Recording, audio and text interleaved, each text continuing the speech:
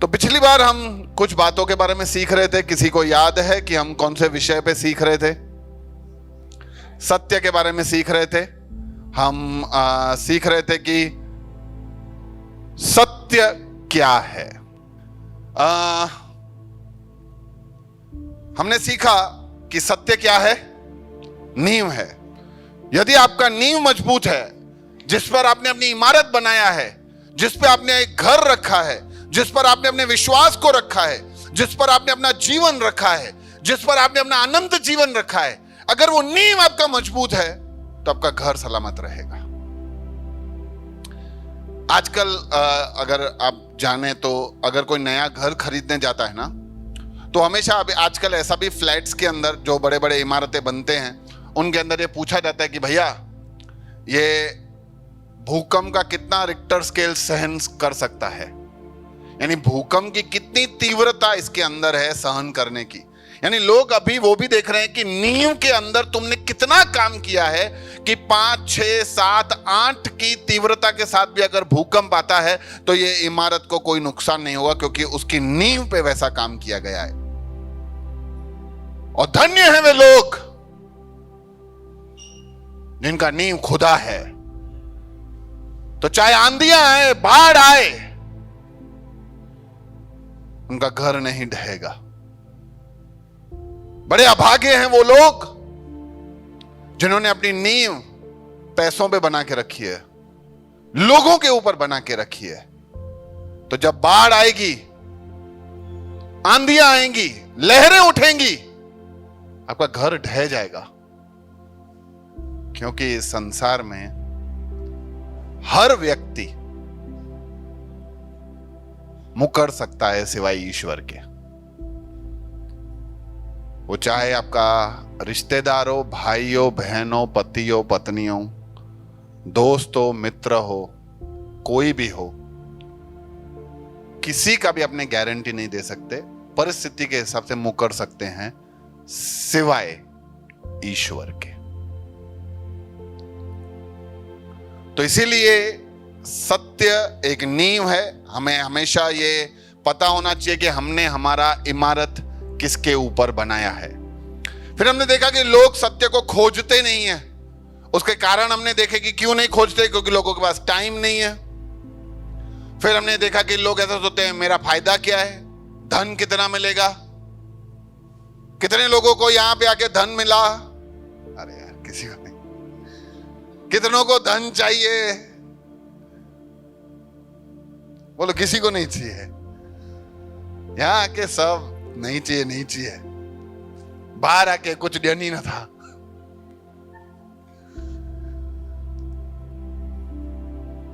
बहुत सारे लोग ऐसा सोचते हैं भैया मेरा जीवन बहुत अच्छा चल रहा है तो मेरे को क्यों सत्य का जरूरत है। कुछ लोग ऐसे बोलते हैं कि मेरे को पहले से ही सच्चाई के बारे में पता है, इसलिए मुझे सत्य को ढूंढने का जरूरत नहीं। कोई बोलता है मेरे को जरूरत ही नहीं है, मेरे पास गाड़ी है, बंगला है, धन है, दौलत है, बैंक बैलेंस है, मां भी है, मेरे को सत्य का जरूरत नहीं है। आई तुमको है तो तुम ले लो। कुछ लोग ऐसा बोलते हैं कि ढूंढना बहुत मुश्किल है भैया, क्या सच्चाई वच्चाई, कौन सही था कौन गलत था, ऐसा सब ढूंढना बहुत मुश्किल है। मैंने बोला भैया नहीं है ढूंढना मुश्किल, बड़ा आसान है। उसके लिए मैंने समझाया था एक सवाल के साथ कि पंजाब की राजधानी क्या है। दिलीप भाई पिछले बार इस सवाल में थे नहीं, तो आज इनसे ही पूछ लेते हैं। दिलीप भाई पंजाब की राजधानी क्या है? अमेरिका, ऑस्ट्रेलिया, जापान के चंडीगढ़। अभी बहुत सारे लोगों को आंसर आ जाता है, पता नहीं था तो भी आ जाता है, बोलते हैं हाँ भैया चंडीगढ़ बराबर जवाब है। क्योंकि सत्य को समझना मुश्किल इसीलिए नहीं है क्योंकि अगर मुझे सत्य के बारे में पता चलता है तो भी मैं सच्चाई की ओर बढ़ जाता हूं, और मुझे असत्य के बारे में पता चल जाता है तो भी मैं सच्चाई की ओर बढ़ जाता हूं। तो इस संसार में कितना झूठ, कितना फरेब, कितना धोखा, ये हम सब खा रहे हैं, अगर उनके बारे में भी हमें आइडिया आ जाए ना, तो भी हम सच्चाई के बहुत करीब आ जाते हैं। इसीलिए ये जानना कि सच्चाई क्या है, ये तो जरूरी है ही, पर अगर हम ये भी जान जाएं कि क्या सच्चाई नहीं हो सकता, तो भी हम सच्चाई की ओर बढ़ जाएंगे। उदाहरण के रूप में, शायद आपको पता नहीं था कि पंजाब की राजधानी चंडीगढ़ है, पर ये 4 ऑप्शन देख के आपको ये तो आइडिया आ गया कि भैया ये अमेरिका, जापान, ऑस्ट्रेलिया कैसे हो सकता है, ये तो बाहर के देश है, वो पंजाब की राजधानी कैसा हो सकता है। तो आप अपने आप सच्चाई के करीब आ गए, क्योंकि आपको यह पता चल गया कि सत्य क्या नहीं है। इसलिए आज कुछ समय हम इस बात पे चर्चा करेंगे कि सत्य क्या नहीं है, क्योंकि यह पता चल जाए तो हम सत्य क्या है उसके और करीब आ जाते हैं। आप सब मेरे साथ हैं, सब सीख रहे हैं। पड़ोसी को थोड़ा हिलाओ डुलाओ, बोलो भाई सीख रहे हो ना, धक्का नहीं देना भाई, उसको पूछो सीख रहे हो कि नहीं। बोला लास्ट में सवाल पूछे जाएंगे, ये किस तरफ जाने का इशारा कर रहा है। भैया तो पता ही नहीं चल रहा है, कुछ लोग बोल रहे हैं इस तरफ, कोई बोलता है इस तरफ, आइडिया ही नहीं आ रहा है कि कौन सी तरफ जाने को बोल रहा है। तो सत्य विरोधास्पद नहीं होता, यानी सत्य ऐसा नहीं बोलेगा कि मैं हूं भी मैं नहीं भी हूं। सत्य हमेशा कंफ्यूज नहीं, सत्य विपरीत बातें नहीं करेगा। और इसीलिए क्योंकि वो सत्य है, वो स्पष्ट होता है। हमारे जीवन में हम बहुत सारी बातें अलग अलग समय पे अलग अलग सुनते आते हैं।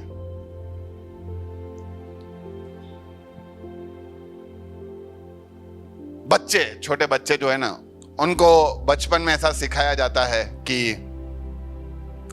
सन rises in the east and sun sets in the west. भाई पूरब से सूर्य निकलता है और पश्चिम में सूर्य डूबता है। सही बात है, सही बात है। ओके, वास्तविकता ऐसा है कि सूरज उगता और डूबता नहीं है, पृथ्वी गोल गोल घूमती है। सूरज उधर ही है, पृथ्वी गोल गोल घूमती है, तो हमें लगता है कि वो नीचे गया ऊपर गया। अभी समझो ये घड़ियाल मेरे को ऊपर दिख रहा है, अभी मैं ये घूमने लगूं, मेरा सर नीचे हो जाए तो मेरे को क्या लगेगा, घड़ियाल ऊपर है, फिर धीरे धीरे करके घड़ियाल सामने है, पर घड़ियाल उधर ही है, मैं घूम रहा हूं। तो लोगों को सच्चाई के बारे में पता नहीं रहता है।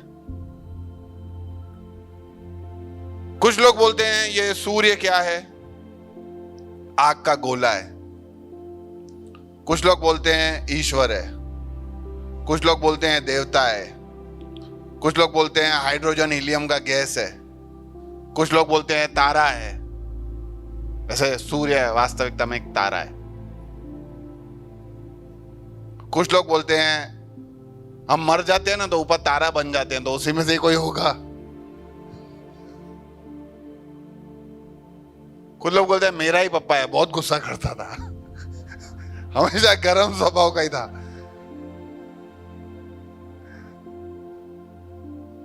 तो सत्य ये नहीं हो सकता कि सब कुछ बराबर है, सब है।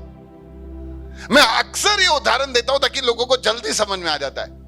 ये मैंने कौन से कलर का कुर्ता पहना है, अब एक बोलता है ब्लैक, एक बोलता है ब्लू, एक बोलता है येलो, एक बोलता है व्हाइट, एक बोलता है ऑरेंज। मेरे को ऑरेंज पसंद है तो ऑरेंज। अच्छा, सब लोग सही हो सकते हैं क्या? पर फिर भी हम संसार में ऐसा ही मानते हैं, नहीं भैया सब अपनी अपनी जगह पे सही है। तो ये सत्य नहीं है। सत्य कभी भी ऐसे विरोधास्पद बातें नहीं करता। पर क्या है, लोगों को डिफेंड में यानी अपने बचाव में कोई जवाब नहीं मिलता ना, तो लोग अलग अलग तरीके के उदाहरण लेके आते हैं और अपने जवाब को सही करने के ऊपर बातें करते हैं। जैसे ये क्या है, किसका मैप है? अहमदाबाद का मैप है। सबको दिख रहा है अहमदाबाद का मैप? तुम किधर हो? तुम इधर हो, ठीक है।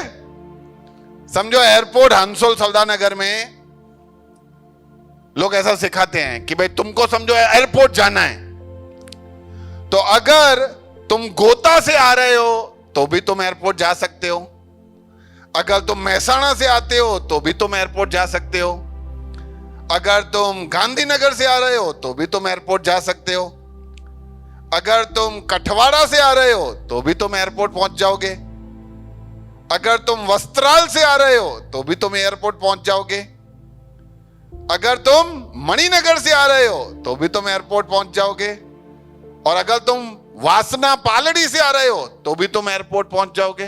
देखो सब रास्ते एयरपोर्ट की ओर ही जाते हैं, इसलिए सारे रास्ते ईश्वर की ओर जाते हैं।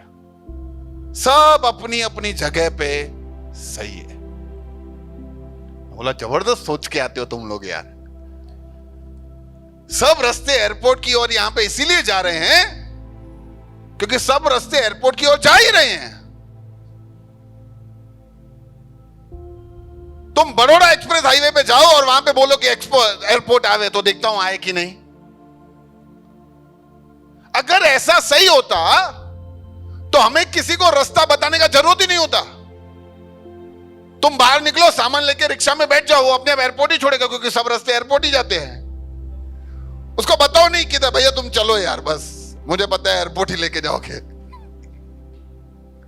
कोई भी बस में चढ़ जाने का, क्यों?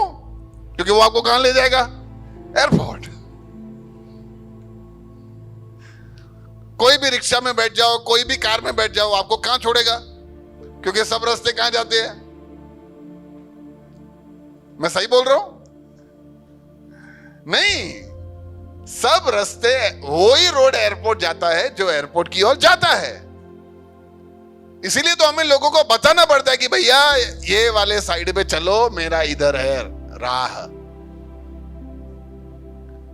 पर फिर भी लोग सच्चाई को, सारी सच्चाइयों को मानने के लिए तैयार हैं। ये भी मान जाते हैं कि हाँ भैया आपकी बात सही है कि सूरज, तारा, सितारा, आग का गोला, ईश्वर, मरा हुआ कोई व्यक्ति, ये सब एक साथ नहीं हो सकता। ये भी बात मान जाते हैं। हाँ भैया सारे रास्ते एयरपोर्ट की ओर नहीं जाएंगे, ये भी बात मान लेते हैं। भैया सारे कलर एक समान है, ये भी बात मान जाते हैं कि ऐसा नहीं है। लेकिन ये बात कि सब राहें ईश्वर की ओर जाती है, उस बात को मानने के लिए तैयारी ही नहीं है। वो बोलते हैं नहीं ऐसा ही है, सब रास्ते ईश्वर की ओर ही जाते हैं। मैं बोलता हूं नहीं जाते। कैसे जाते हैं मेरे को समझाओ।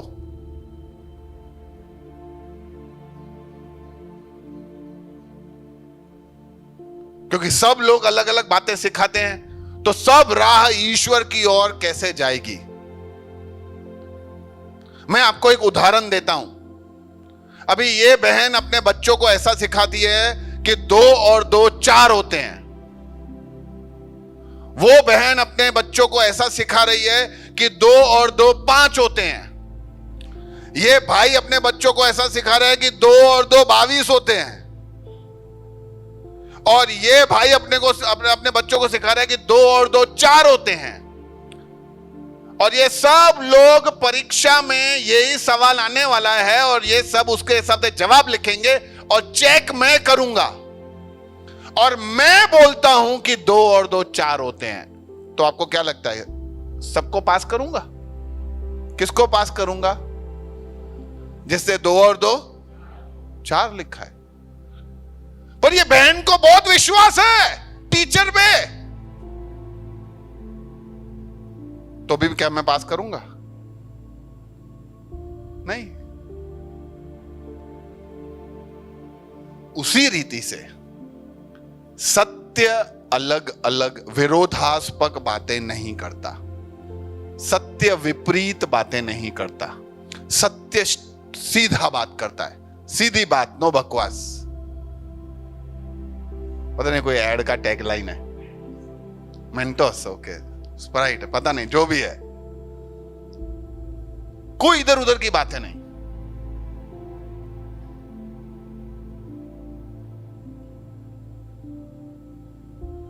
एक धर्म बोले एक ही ईश्वर है, वो बोले सब ईश्वर है, वो बोले कोई ईश्वर नहीं, वो बोले हम ईश्वर है, वो बोले तुम ईश्वर हो, वो बोले गुरु ईश्वर है, कोई बोले बच्चे ईश्वर है, कोई बोले स्त्री ईश्वर है, कोई बोले जानवर ईश्वर है। अरे भाई तुम सब लोग कैसे सही हो यार?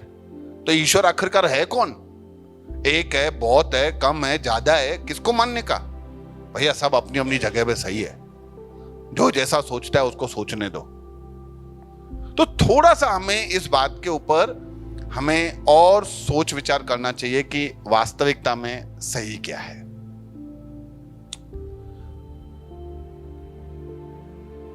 बाइबल में यूहन्ना 14:6 कहता है कि यीशु ने कहा, मैं ही मार्ग, मैं ही सत्य, मैं ही जीवन हूं।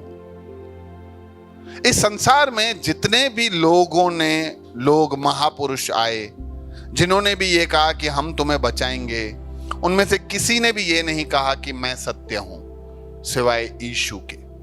सिर्फ यीशु ने कहा कि मैं सत्य हूं।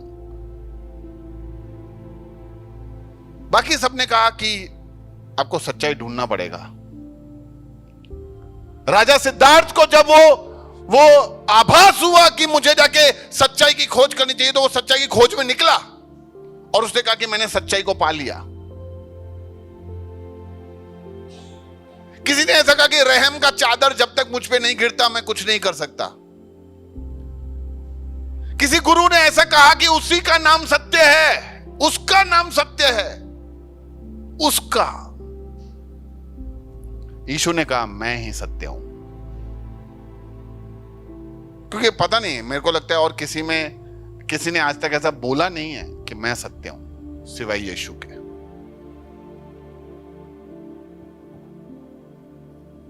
तो पहली बात सत्य के बारे में हमें क्या सीखनी चाहिए कि सत्य विरोधाभास नहीं होता। दूसरी बात, सत्य वो भी नहीं जो जरूरत को पूरा करे। अक्सर लोग ईश्वर के पास तब आते हैं जब उनको कोई जरूरत होती है, जब उनको कोई जरूरत होती है, कुछ काम निकलवाना हो, कुछ नौकरी नहीं मिल रही है, कुछ घर में क्लेश है, कुछ घर में प्रॉब्लम है, ठीक है। लेकिन जब आप सच्चाई को जान रहे हो तो बस अभी खाली वो वस्तु पाने के लिए ही हम ईश्वर के पास ना आए, क्योंकि जहां पे मेरी वो इच्छा या मांग पूरी हो गई वो सच्चाई बन गया, ऐसा नहीं है। बहुत सारे लोग ये एक दूसरे देश का एक पास्टर है जो आपको लेफ्ट में दिख रहा है, सब उसके पैरों में गिर गए हैं, सब उसके पैरों में, कि हम उसके पैरों को छू लेंगे, वहां पे तो इसके पैरों को धो के वो पानी भी पी लेते हैं कि मेरे को ये पास्टर के मैं पैर पकड़ लूंगा तो मेरे काम पूरे हो जाएंगे। इंसान ना कोई ईश्वर हो गया हो। ये बाजू में ऐसा मानते हैं कि ये पास्टर जब हमारे ऊपर से गुजर के जाएगा तो हमारे दर्द ठीक हो जाएंगे। जबरदस्त टैलेंट होगा, मेरे को ऐसा लगता है।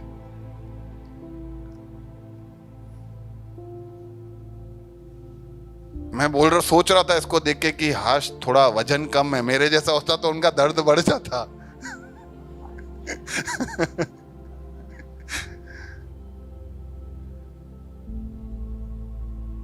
अरे नहीं यार, इंसानों से कुछ भी नहीं होता है। इंसान थोड़ी आपकी जरूरतों को पूरा करेगा।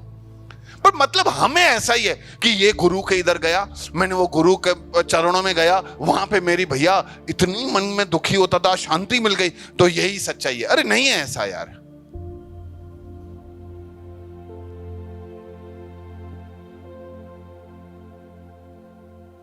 पर हम ऐसा नहीं मानते।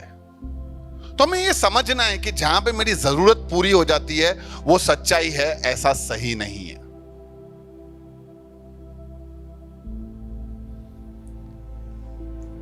इसीलिए लोग गुरुओं के पैर धोते हैं ताकि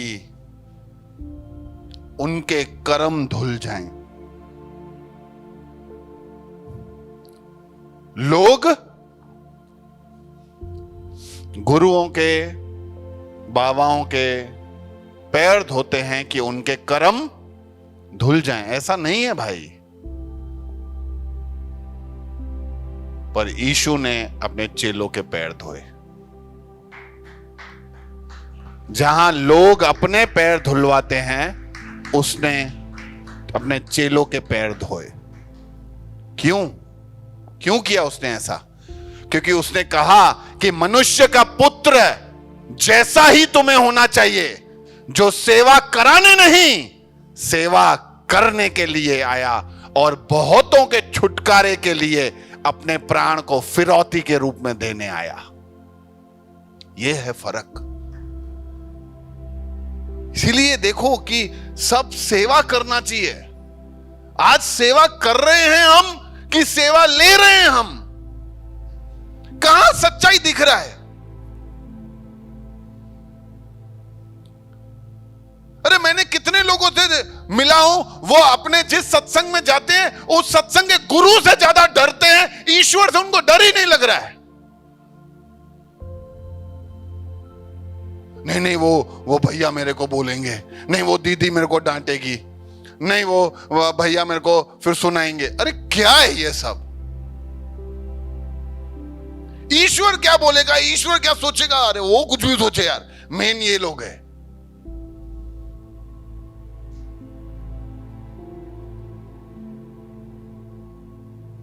इसीलिए यीशु हर चीज में खाली बोल के नहीं, वो करके उदाहरण बन के गया है। शिक्षा देना तो बहुत आसान है।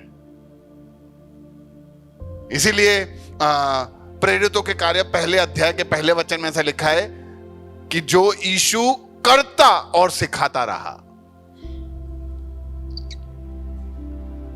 इसलिए जरूरत को पूरा करे वो मेरा सच्चाई सत्य बन जाएगा, ऐसा सोच में हमें थोड़ा सा विचार करना चाहिए। तीसरी बात, जो अच्छा महसूस कराए, जो अच्छा महसूस कराए। भैया मैं उस जगह पे जाता हूं, उस मंदिर, उस मस्जिद, उस चर्च, उस गुरुद्वारे, उस टिकाणे में जब मैं जाके बैठता हूं, असीम शांति का आनंद मिलता है। ऐसा लगता है मैं स्वर्ग में पहुंच गया हूं, मैं स्वर्ग पहुंच गया हूं, ऐसा एहसास हो जाता है मुझे। तो वो ही सत्य है। नहीं भाई ऐसा नहीं है। पड़ोसी को बोलो ऐसा नहीं है। क्योंकि बहुत सारे लोग जब सुबह काम धंधे में जाते हैं, रात को थक के घर आते हैं और फिर जब वो ग्लास लेके बैठते हैं, बोलते हैं इसमें जो आनंद है ना कहीं नहीं है, मुझे असीम आनंद इसमें मिलता है। तो फिर क्या वो सच्चाई है? जब वो सिगरेट पीते हैं, दारू पीते हैं, सावन मनाते हैं पत्ते खेल के, बोलते हैं मजा तो इसमें है यार, असली सुख तो ये है। तो मतलब क्या वो सत्य है?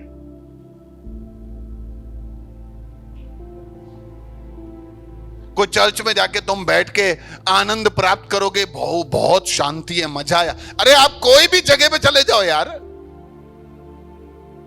मंदिर, मस्जिद, टिकाना, गुरुद्वारा, चर्च, सब में चले जाओगे, वहां पे शांति ही होता है, क्योंकि वैसे भी शांति होता है। हाँ, अरे कभी भी जाओ वहां शांति ही दिखेगा आपको, वाकई शांति होती है। आप पहाड़ पे चले जाओगे, वहां पे भी आपको शांति मिलेगा। देखो ये जो शांति जिसकी हम भूख और प्यास रखते हैं ना, वो कोई चीज वस्तु से नहीं आती, वो ईश्वर से आता है। वो ईश्वर हमें शांति देता है। इसलिए ईश्वर का शांति कोई जगह पे सीमित नहीं है। वो ईश्वर का शांति ईश्वर के साथ है, और वो ईश्वर यदि तुम में है तो वो शांति तुम में है, और वो सिर्फ तुम तक सीमित नहीं रहेगी। तुम जिन जिन जगहों पे, जिन जिन घरों में, जिन जिन व्यक्तियों से मिलोगे, वहां पे तुम वो शांति लेके जाओगे। हालेलुया। पर हमें ऐसा लगता है कि नहीं यार, जगह पे शांति है, मेरे को अच्छा महसूस कराता है, मजा आता है, उधर मजा आता है। कुछ लोग इधर मैं मिलता हूं बोलते हैं भैया मजा आता है, मजा आता है। अरे मैं बोलता हूं अच्छी बात है, चलो मजा आता है, इट्स गुड, पर मैं सत्य को तुम ग्रहण करने का कोशिश करो। सच्चाई क्या है? हम सत्य का बात कर रहे हैं यहां। ये हमारे जीवन को बदल देने वाला बात है। यहां पे मैं चाहूं तो ऐसा यहां पे बहुत सारे करतब दिखा सकते हैं हमने, जहां पे तुम्हें और मजा आवे। डांस करूं तो तुम्हें ज्यादा मजा आएगा। कहानियां और चुटकुले सुनाऊं तो तुम्हें और मजा आ जाएगा, ठा के लगा लगा के, भाव डाडो मजो आयो, डाडो मजो आयो। लेकिन मेरा मकसद मजा करवाना नहीं है। मेरा मकसद है परमेश्वर का सत्य बताना।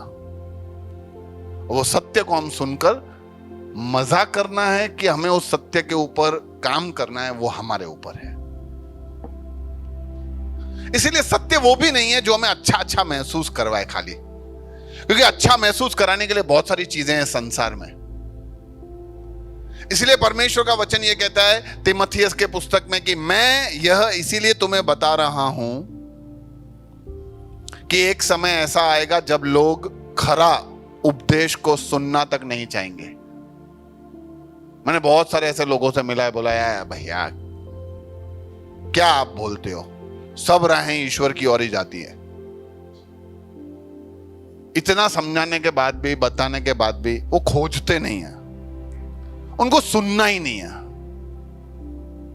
क्योंकि प्रभु का वचन कहता है कि एक ऐसा समय आएगा जब लोग खरा उपदेश सुनना तक नहीं चाहेंगे। वे अपनी इच्छाओं के अनुसार अपने लिए बहुत से गुरु इकट्ठा कर लेंगे, जो वही सुनाएंगे जो वे सुनना चाहते हैं। वे अपने कानों को सत्य से फेर लेंगे और काल्पनिक कथाओं पर ध्यान देने लगेंगे। मस्त स्टोरियां सुनाओ जहां पे मजा आवे, जहां पे सत्संग वाले गुरु का नाम ऊंचा उठाया जाए, सत्संग वाले गुरु को ऊपर किया जाए। अभी गुरु तो एक तरीके से मैं भी हूं, क्योंकि मैं, गुरु कौन होता है? कौन है गुरु? गुरु वो है जो तुम्हें सच्चाई और ईश्वर की राह दिखाता है। तो मैंने दिखाया ना तुम लोगों को, बता रहा हूं ना इतने दिनों से। लेकिन मैं ऐसा थोड़ी कह रहा हूं कि मेरा घर में फोटो लगाओ, मेरे नाम की अगरबत्तियां कैंडल जलाओ, मेरे आके पैर छुओ, मुझे पैसा दो। नहीं भाई, मेरा काम है तुम्हें ईश्वर से मिलाना। तुम ईश्वर से मिलो यार।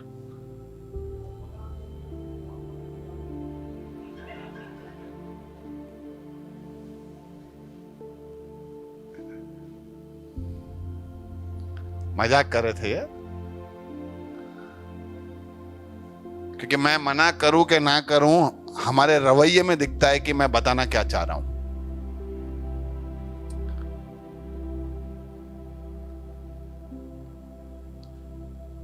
क्योंकि गुरु का सही उद्देश्य और मकसद ही यह है कि वो हमें ईश्वर की ओर धकेले, ईश्वर से मिलाए। पर अधिकांश गुरु अभी ऐसे हैं कि तुम्हें ईश्वर से मिलना है तो मेरे से होके ही मिल सकते हो। तुम्हें तो डायरेक्ट तुम्हारा थोड़ी ऐसे डायरेक्ट मिल सकते हो, ऐसे कैसे? तो बाकी मैं क्यों, मतलब एजेंट बन के बैठे हैं भाई। अभी प्रधानमंत्री से अपने को मिलना है तो अपने थोड़ी डायरेक्ट मिल सकते हैं, पहले वो बीच में जो उनके कर्मचारी होंगे उनसे बात तो करना पड़ेगा ना। हेलो, हाँ प्रधानमंत्री जी से मिलना है, पीएमओ में बात करना पड़ेगा, प्रधानमंत्री ऑफिस, वहां पे उनका पीए होगा, वो अपॉइंटमेंट लेगा। तो इधर अपने गुरु लोग भी बहुत सारे ऐसे बन बैठे हैं, अपॉइंटमेंट ले लो, हाँ मैं प्रभु से बात करूंगा, तुमको बताऊंगा। नहीं भाई, ऐसा सब नहीं है यार। मैं ईश्वर का संतान हूं, आप ईश्वर के संतान हो, अपने भाई बहन है, अपने को सबको साथ में ऊपर प्रभु के पास चलना है, सबको साथ में प्रभु के साथ रहना है। न तुम नीचे हो न मैं ऊपर हूं, हम समान हैं।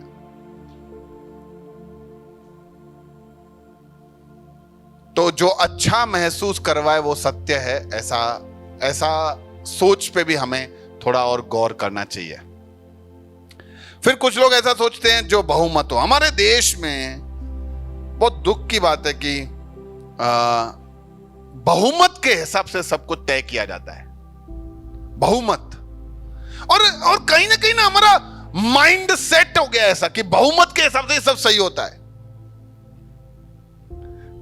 उदाहरण आपके आमतौर जिंदगी में भी ऐसा ही होता है।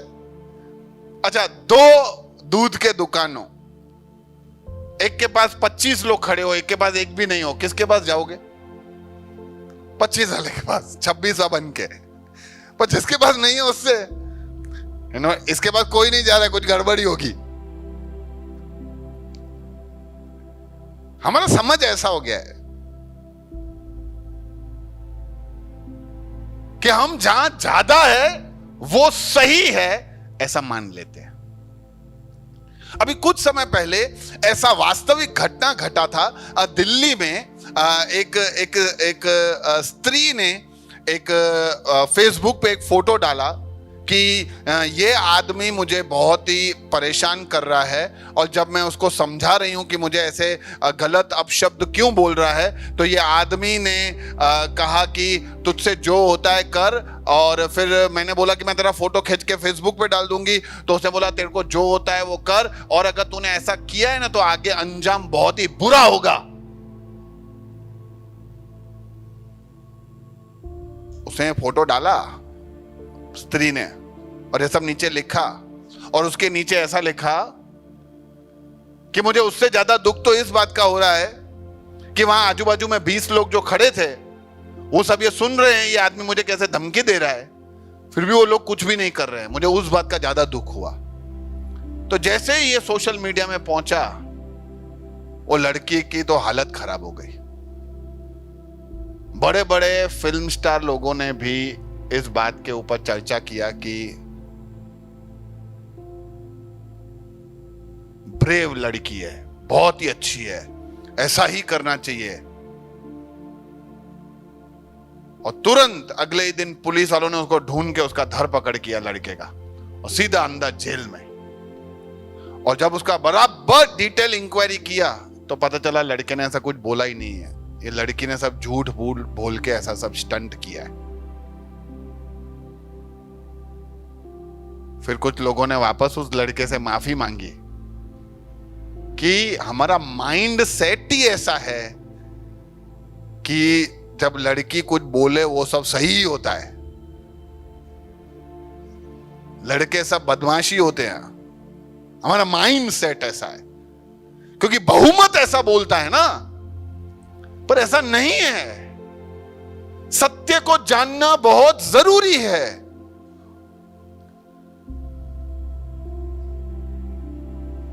पर हम ऐसा ही सोचते हैं कि जहां पे बहुत सारे हैं वो सच्चाई है।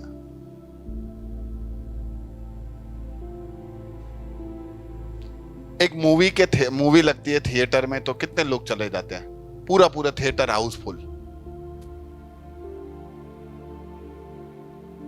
3 बजे का मूवी होता है तो हम 2:30 बजे ही पहुंच जाते हैं। कुछ लोग 2 बजे पहुंच जाते हैं। पहले हम थिएटर घूमेंगे, फिर थोड़ी सेल्फियां लेंगे, फिर वो 15 मिनट एड जो आती है स्टार्टिंग में, वो कैसे मिस करेंगे? वो एड भी बहुत जरूरी होता है। सब देखना है हमको। भैया सत्संग कितने बजे शुरू होता है? 10:30 शुरू होता है, 10:30 से 11 आराधना, फिर 11 से सेशन। हाँ ठीक है, मैं यानी 10:55 को आ सकता हूं ना सेशन सुनने खाली। आराधना क्यों, आओ ना यार आराधना में। चलो कोशिश करता हूं, उठ गया तो आ जाऊंगा।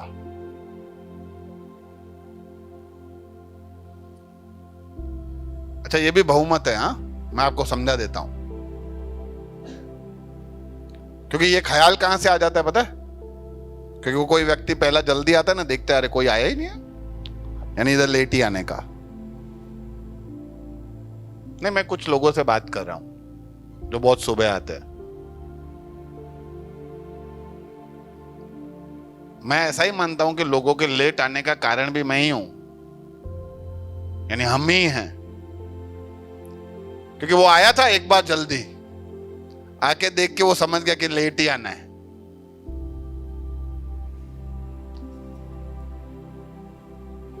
ठीक है, खैर मेरा ये मुद्दा नहीं था। मेरा मुद्दा है कि जो अधिकांश लोग बोलते हैं वो सत्य है, ऐसा जरूरी नहीं है। एक और उदाहरण देता हूं। बहुत बार क्या होता है, जब बहुत सारे लोग एक ही झूठ की बात बार बार लगातार बोलते रहे ना, झूठ, हाँ क्या क्या बार बार बोलते रहे, तो लोग उसको सच समझने लगते हैं कि हाँ बराबर है।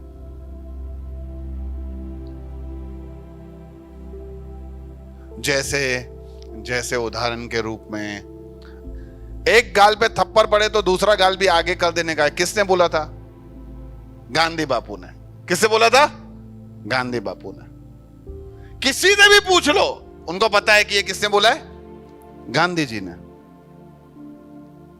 अरे हमको भी यही पता था कि ये किसने बोला है? गांधी जी ने। अब आपको समझ में आ रहा है कि लंबे टाइम तक अगर एक ही झूठ बार बार बोला जाए और उसको दिखाया जाए तो लोग ये सोच लेते हैं कि वो ही सत्य है। वास्तविकता तो ये है कि ये तो यीशु मसीह ने बोला था कि अगर कोई एक गाल पे थप्पड़ पड़े तो दूसरा गाल आगे फेर देने का। पर क्योंकि गांधी जी बाइबल का अध्ययन करते थे, बाइबल को बहुत ही अच्छी तरह से पढ़ते थे और उनके सिद्धांतों पे चलते थे, इसीलिए बाइबल के दो मुख्य, अहिंसा और सत्य का सहारा लेकर उन्होंने इस देश को आजादी दिलाई। ये मैं नहीं कहता, है बाइबल, गांधी जी कहते हैं। इसीलिए उन्होंने सिखाया कि कोई एक गाल पे थप्पड़ मारे तो दूसरा गाल आगे फेर देने का। लेकिन इस संसार ने यीशु मसीह को ढक कर गांधी जी के बारे में यह सब बताया, तो इसका मतलब यह तो नहीं कि वो अब गांधी जी ने बोला है। जो सत्य है वो सत्य ही रहता है, भले बहुमत कुछ भी बोले। हालेलुया।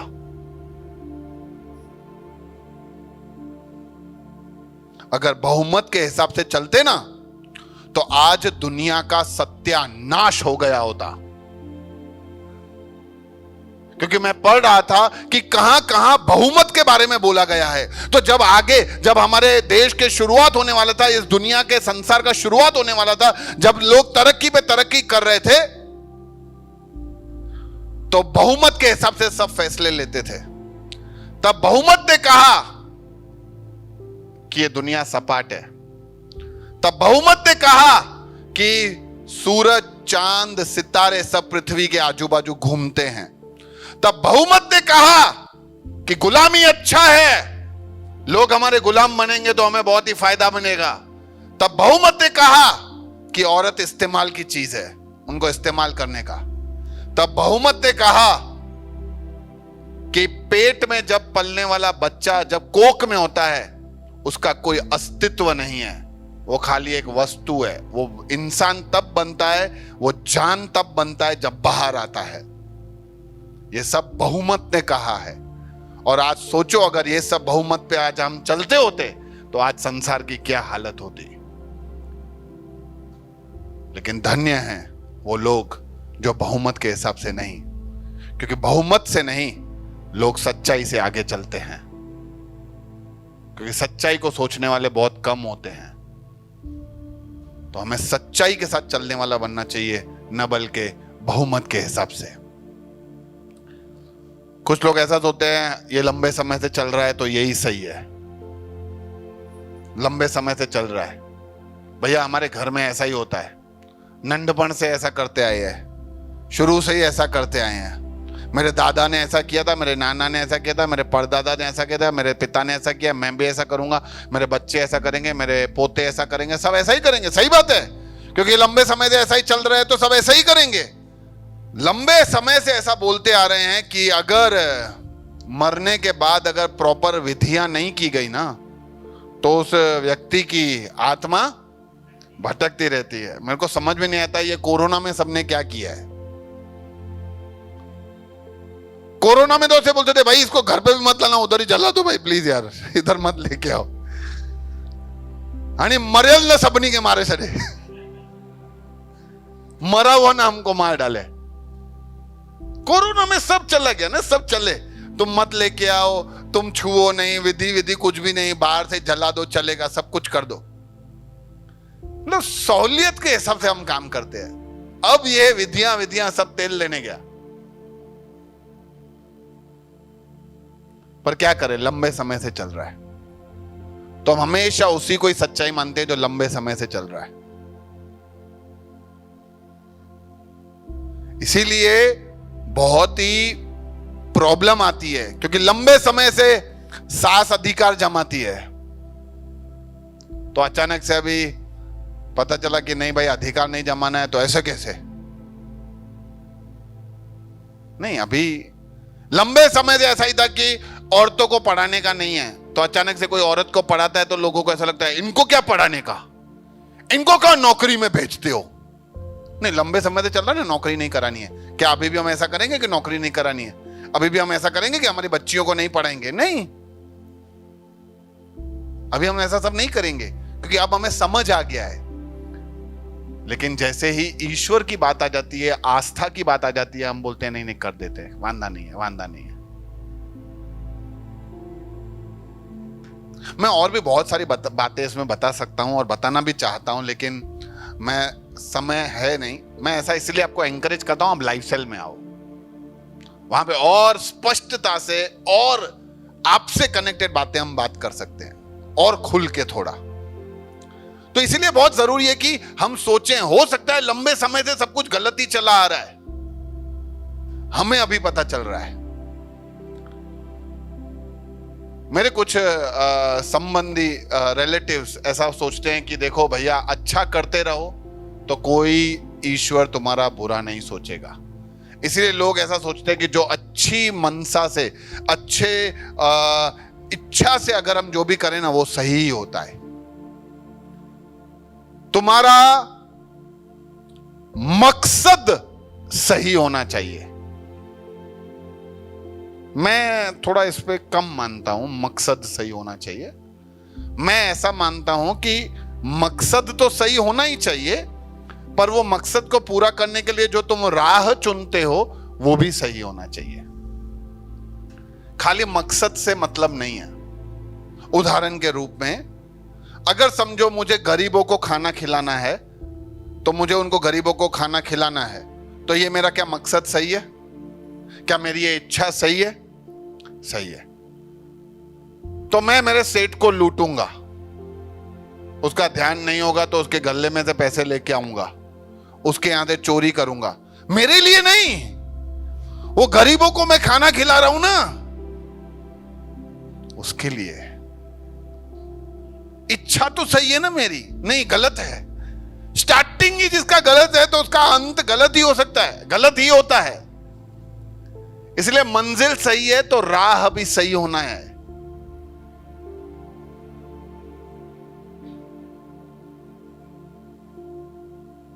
इसलिए हम सोचते हैं कि गरीबों को खाना खिलाओ, चींटियों को आटा दो, जानवरों को खाना खिलाओ, घास खिलाओ, दूध पिलाओ।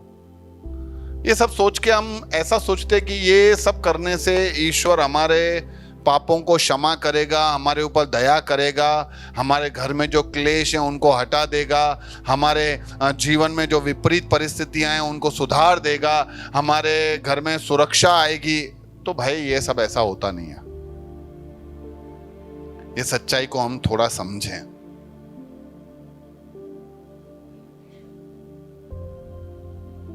अगर जानवरों को खाना खिलाने से, उनका पालन पोषण करने से अगर घर में समृद्धि, सुख, शांति ये सब होता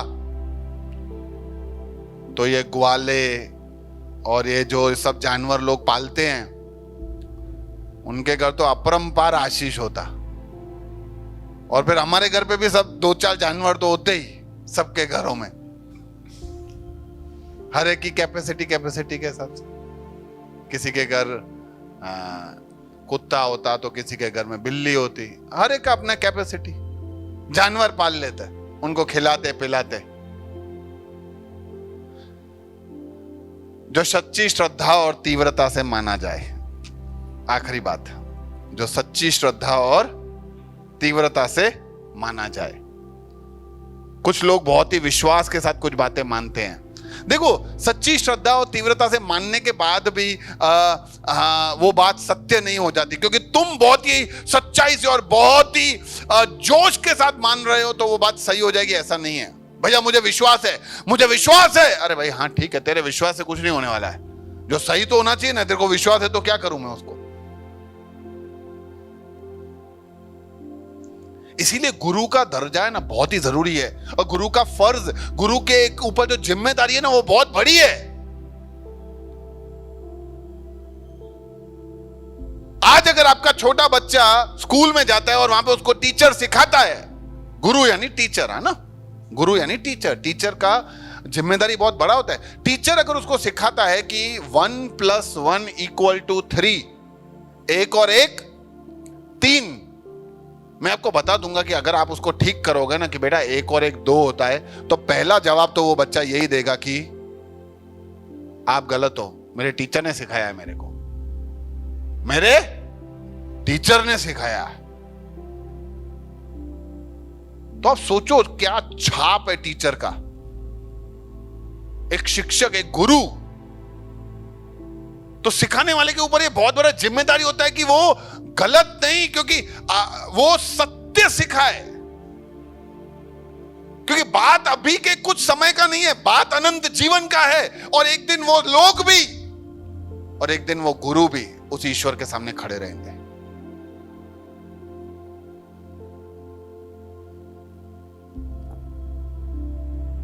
ग्रहण के बारे में दुनिया गोल है कि सपाट है, ऐसा सब लोग बहुत ही विश्वास के साथ मानते थे, लेकिन वास्तविकता कुछ अलग ही निकला।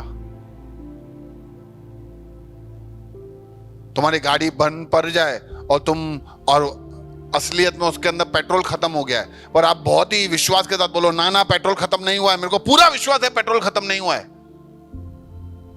तो मतलब अभी थोड़ी गाड़ी चलेगा, क्योंकि तुम्हारा विश्वास मजबूत है। आज तुम घर जाके विश्वास करो, नहीं मेरे को विश्वास है कि आज के बाद मेरा 2 व्हीलर पानी से चलेगा, बेटा पानी के 2 बोतल लाओ, और तुमने विश्वास के साथ पानी डाल भी दिया और तुम चालू करने का बहुत कोशिश कर रहे हो, और अचानक से उस पार्क निकले और धुएं चालू हो गए, और तुम लेके गए कंपनी में, कंपनी वाले ने अलग खर्चे निकाल के दिए। विश्वास से सच्चाई नहीं होता है, जो सत्य है वो सत्य है।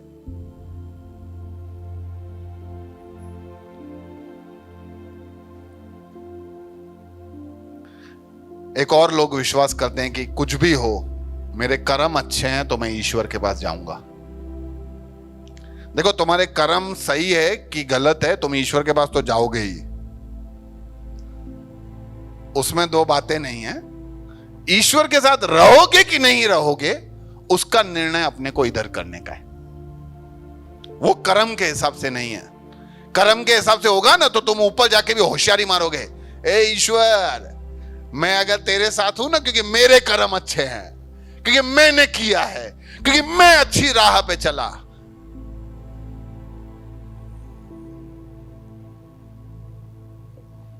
तो हमने इतना सब सच्चाई के बारे में सीखा। क्या क्या सीखा, जल्दी से बताओ। सत्य क्या नहीं है? सत्य विरोधाभास नहीं है, ओके। दूसरा, सत्य जो जरूरत को पूरा करे वो सत्य नहीं है, वेरी गुड। तीसरा, जो हमें अच्छा महसूस करवाए वो भी सत्य नहीं है। चौथा, जो बहुमत से हो वो सत्य नहीं है, वेरी गुड। पांचवा, जो लंबे समय से चल रहा है वो भी सत्य नहीं है, जरूरी नहीं कि वो सत्य ही हो। छठा, जो सच्ची श्रद्धा और तीव्रता से किया जाए वो माना जाए वो भी सत्य हो, ऐसा जरूरी नहीं है। पड़ोसी को देखो, पूछो सत्य क्या है? सत्य क्या है? देखो, सत्य कोई सोच नहीं है। जो उसने सोचा है वो सही है, जो इसने सोचा है जो सही है, जो विश्वासियों ने सोचा है सही है, जो हिंदू ने सोचा है, जो मुसलमान ने सोचा है, जो क्रिश्चियन ने सोचा है, जो जैन ने सोचा है, जो ये धर्म ने सोचा है वो सत्य है, ऐसा नहीं है। सत्य कोई किसी का सोच नहीं है। सत्य कोई भावना नहीं है। अच्छा भावना है, लोगों के ऊपर दया वाला भावना है, प्रेम वाला भावना है, नहीं नहीं, वो भी सत्य नहीं है। सत्य कोई दर्शन नहीं है, कोई फिलॉसफी नहीं है, किसी ने कुछ लिख के रखा है, वो सत्य नहीं है। लेकिन सब कहें सत्य व्यक्ति है। सत्य व्यक्ति है। हाँ भैया, सत्य व्यक्ति है। हाँ, सत्य व्यक्ति है। सत्य में समझ है, सत्य में गुण है, सत्य में बुद्धि है। और यीशु ने कहा, मैं ही सत्य हूं। तो इसलिए हमें यह बात समझना चाहिए कि ईश्वर ही सत्य है। ईश्वर में सत्य नहीं है, ईश्वर ही सत्य है। और जब हम ईश्वर को पा लेते हैं तो हम सत्य को पा लेते हैं। इसीलिए हमें सच्चाई की खोज नहीं करनी है, हमें ईश्वर की खोज करनी है। और जिस दिन हमें ईश्वर के बारे में पता चल जाता है, उस दिन हमें सत्य के बारे में भी पता चल जाता है। हालेलुया। जल्दी से एक ये कहानी बोल के मैं खत्म करता हूं ताकि हमें आइडिया आ जाए। मैंने एक बार बताया था, एक बार फिर से समझाता हूं लोगों को, और ध्यान से जरा सुनना। ये बंदरों की कहानी है और यही कहानी है जिससे हम समझ सकते हैं कि क्या वास्तविकता में हुआ है। एक बार एक जगह पे एक 10 बंदरों को रखा गया, एक पिंजरे के अंदर 10 बंदरों को रखा गया। और 10 बंदरों को जब उन्होंने अंदर रखा तो बीच में एक सीढ़ी रखी और सीढ़ी के ऊपर रख दिए केले। अब बंदरों को केले तो बहुत पसंद है, तो सब बंदरों को केले देखे और सबको इच्छा हो गई कि चलो केले तो खाने ही है हमें। तो एक बंदर धीरे से सीढ़ी पे चढ़ने लगा केले लेने के लिए। तो जैसे ही वो सीढ़ी पे चढ़ा ना, नीचे वो जेट स्प्रे आते हैं ना, वो समझे, वो बाथरूम में लगे रहते हैं स्प्रे, जोर से तीखा पानी आता है। तो ऐसा जेट स्प्रे शुरू हो गया और उसमें से फुल तीखा पानी सब बंदरों को लगने लगा और सब बंदर उछलने लगे कि क्या हो रहा है, क्या हो रहा है, क्या हो रहा है। और वो ऊपर वाला बंदर भी जैसे ले रहा था, उसने नीचे देखा कि क्या हो रहा है, क्या हो रहा है, क्या हो रहा है। वो नीचे आ गया और जैसे ही वो नीचे आया, जेट स्प्रे बंद हो गए। फिर थोड़ी देर के बाद वापस से वो बंदर ऊपर चढ़ने लगा। तो जैसे ही वो ऊपर चढ़ा तो ये सब लोग वापस जेट स्प्रे शुरू हो गया। तो ये सारे जो 9 बंदर थे, वो जो ऊपर चढ़ा था उसके ऊपर कूदे, उसको नीचे लेके आए और उसको बराबर का मारा। तेरे को पता चलता नहीं है, तो ऊपर चढ़ा, ये स्प्रे सब हमको लग रहा है, ऊपर नहीं चढ़ने का। तो बेचारे ने मार खाया, तो उसको पता नहीं है उसने मार क्यों खाया। हाँ, क्योंकि वो तो ऊपर चढ़ रहा था, उनको क्या पता है नीचे क्या हो रहा है। तो ऊपर चढ़ा तो अभी मार खाया, तो अभी बोला अभी मैं नहीं चढ़ूंगा। थोड़ी देर के बाद दूसरा बोला चलो मैं ऊपर जाता हूं। फिर दूसरा, अभी क्या हुआ, उन वो जो 10 थे ना, 10 बंदर, उसमें से अभी क्योंकि 9 को तो पता चल गया कि ये स्प्रे लग रहा है, एक बेचारे को पता तो है नहीं, ऊपर था। अब उनमें से एक बंदर को निकाल के एक दूसरा बंदर डाला। अब वो दूसरा बंदर आया, थोड़ी देर हुई, देखा अरे ऊपर केले, ये तुम लोग केले क्यों नहीं ले रहे हो यार, मस्त केले हैं। वो चढ़ा ऊपर लेने के लिए केले। जैसे ही चढ़ा, ये 9 बंदर ये कूदे उस पे, उसको नीचे लेके आके बरोबर का मारा। इसमें एक वो भी मार रहा है जिसने पहले मार खाई थी। इसको पता नहीं है मार क्यों खाई थी, लेकिन अभी ये भी मार ही रहा है उस बंदर को। आज चले ने मार खाने दे, मारो अच्छा है, शांति। ये भी बंदर सोचे यार मार क्यों रहे हैं मेरे को। फिर बोला चलो यार ऊपर नहीं चढ़ने का, मेरे को केला नहीं चाहिए, मार नहीं खाना। अब एक और बंदर को निकाल के एक और बंदर लेके आए, नया वाला। अब तीसरा वाला बंदर ही आता है, बोलता है अरे यार ये सब क्या है, ऊपर केले तुम ले क्यों नहीं रहे हो। ये वापस चढ़ा केले लेने के लिए। जैसे ऊपर चढ़ा, ये बाकी के 9 बंदर ये कूदे उस पे, उसको नीचे लेके बरोबर मारा। ये भी बंदर सोच रहा है यार मार क्यों रहे मेरे को, मैं केले लेने जा रहा हूं। तो ऐसे करके एक एक करके सारे बंदर बदल दिए।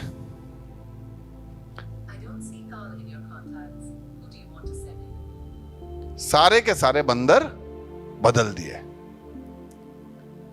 पहले ये सब बंदर कूद के उसको पकड़ के नीचे क्यों ला रहे थे, क्योंकि नीचे स्प्रे चालू हो जाता था। लेकिन ये स्प्रे तो अभी कब के बंद हो गए हैं। लेकिन अब सारे बंदर प्रजाति के अंदर ये फैल गया है कि जो भी ऊपर चढ़ेगा ये केले लेने के लिए, बाकी सबको क्या करना है, कूद के उसको नीचे लेके आना है और मारना है। और शुरुआत हो गई धर्म की। क्यों मारना है, क्यों ऊपर नहीं जाना है, किसी को पता नहीं है, बस खाली मारो उसको नीचे। ऊपर गया ना तो मारो पकड़ कर। इसीलिए सच्चाई को ढूंढना बहुत जरूरी है, सवाल करना बहुत जरूरी है। भैया कैसे, क्यों, आप सवाल करना शुरू करोगे ना, आधी से ज्यादा सच्चाई आपको ऐसे ही पता चल जाएगा। इसीलिए सत्य के बारे में जानना बहुत जरूरी है। कुछ लोग सवाल पूछते हैं कि भैया सत्य मेरे लिए फायदेमंद कैसे है, सत्य फायदा कैसे देता है। भाई सत्य कौन है, सत्य कौन है, ईश्वर। अब तुम ऐसा पूछ रहे हो कि ईश्वर कैसे फायदा देगा, तुम्हें आजाद करेगा, तुम्हें बंधनों से मुक्त करेगा, तुम्हारे अंधविश्वास को दूर करेगा, तुम्हारे जो गलत धारणाएं हैं विश्वास उसको दूर करेगा, तुम्हें अनंत जीवन का राह दिखाएगा, तुम्हारी नींव मजबूत करेगा। यह है सत्य का फायदा। कुछ लोग बोलते हैं भैया इतने लंबे समय से हम मानते आ रहे हैं, सब गलत कैसे हो सकता है। क्यों नहीं हो सकता, इतने लंबे समय से लोग मानते थे। मैं कल ही पढ़ रहा था कि 1000 साल तक लोग बिना उसको जांच पड़ताल के ये मानते रहे कि अगर वजनदार और हल्का चीज दोनों को गिराया जाए वैक्यूम में जहां हवा नहीं है, तो वजनदार पहले गिरेगा और हल्का चीज बाद में गिरेगा। इतना ही नहीं, अगर वजनदार भाई 2 किलो का है और कम वजन वाला 1 किलो का है, तो 2 किलो वाला दुगनी स्पीड में नीचे आएगा। कितने साल तक ये सब लोग मानते रहे, 1000 साल तक एरिस्टोटल ने कहा था। फिर एक दिन गलीलियो नाम का साइंटिस्ट आया और उसने इस बात को गलत साबित करके दिखाया कि ऐसा नहीं है। वजनदार हो कि हल्का हो, जब दोनों को नीचे फेंकते हैं दोनों साथ में ही नीचे गिरते हैं। एक कबूतर का पंख और एक 10 किलो का वजन आप दोनों को साथ में फेंकोगे, दोनों साथ में ही गिरेंगे। वहां पे वैक्यूम में जहां हवा नहीं है, यहां तो वजन ही पहले गिर जाएगा। साबित किया हुआ है, यूट्यूब पे देखना बैठ के। तो लोग 1000 साल तक मानते थे, उसके बाद गलत साबित हुआ। लोग हजारों सालों तक मानते रहे कि दुनिया सपाट है, दुनिया गोल नहीं है, लेकिन ऐसे मानते रहे। लेकिन एक समय के बाद लोगों को सच्चाई पता चली, तब लोगों ने अपने विश्वास को बदला। लोग हजारों साल तक ये भी मानते रहे कि धरती किसी के ऊपर खड़ा है, धरती का नीचे सहारा है जिसके ऊपर धरती लगाया हुआ है। पर ऐसा नहीं है। बाइबल शुरू में बताता है कि धरती को कौन है जिसे पृथ्वी को हवा में टांग के रखा है, कौन है। तो पृथ्वी हवा में है, कोई नीचे उसका सहारा नहीं है पृथ्वी का। यीशु ही सत्य है, ये हम कैसे माने? यीशु ही सत्य है, हम ये कैसे माने? कोई भी सत्य को मानने के लिए हमें सत्य के बारे में जानना होता है। आप जानिए, आप चखिए, आप उसके गहराइयों तक जाइए, आप उसके नींव में जाइए और आप देखिए कि सच्चाई क्या है। कौन है जिसने हमसे बेहद प्रेम किया? कौन है वो जिसने हमारे लिए अपने प्राणों को दिया? कौन है वो जिसने हमें प्रेम की राह दिखाई, सच्चाई की राह दिखाई? कौन है वो जिसके विश्वास को पाकर मैंने गलत रास्तों को खाली त्यागा नहीं, मुझे उनसे नफरत होने लगा? कौन है वो जिसने मेरे जीवन में सत्य को घोल दिया? आप ढूंढिए। मेरे लिए तो वो सत्य यीशु है। आप ढूंढिए। आपको सहायता चाहिए तो आप पूछिए। आप हमेशा एक ही जगह पे आके पहुंचेंगे, वो है यीशु। आइए हम अपनी आंखों को बंद करें। धन्यवाद प्रभु, हालेलुया। तेरी रहमत के लिए, तेरे करुणा के लिए, तेरे अनुग्रह के लिए हम धन्यवाद देते हैं परमेश्वर। तू प्रेम है, तू सत्य है, तू जीवन है। प्रभु, हम आज तक सत्य की खोज करते रहे, भटकते रहे, किसी को भी सत्य मान लिया, लेकिन धन्यवाद कि तुझे पाकर हमें यह जान सके कि सत्य क्या है। तूने सिर्फ सच्चाई से ही हमें परिचित नहीं करवाया, तूने हमें यह भी परिचित करवाया कि क्या सत्य नहीं हो सकता। तूने हमें बहुत सारी बातों से बाहर निकाला, तूने हमें बहुत सारी बातों से बचाया, छुड़ाया। हम उसके लिए तुझे धन्यवाद देते हैं। प्रभु, आज यहां बैठे जितने लोगों ने आज इस सत्य को सुना है, जिस सत्य को समझा है, प्रभु तेरा कार्य उनके जीवन में हो, प्रभु तेरा महिमा उनके जीवन में हो राजा। प्रभु, ये लोग अंधकार में नहीं लेकिन सच्चाई में चलने पाए प्रभु। जैसा हमारा भारत देश का प्रार्थना है कि मुझे असत्य से सत्य की ओर लेके चल, प्रभु हम आज तुझसे वही प्रार्थना करते हैं कि हमें असत्य से सत्य की ओर खींच ले, अंधकार से प्रभु रोशनी की ओर, ताकि हम मृत्यु से जीवन की ओर प्रवेश कर सके राजा। Thank you. सभी लोग जो आए हैं उनको तेरे हाथ में सौंपते हैं, सबसे बात करना। धन्यवाद के साथ प्रार्थना यीशु के नाम से मांगते हैं, आमीन।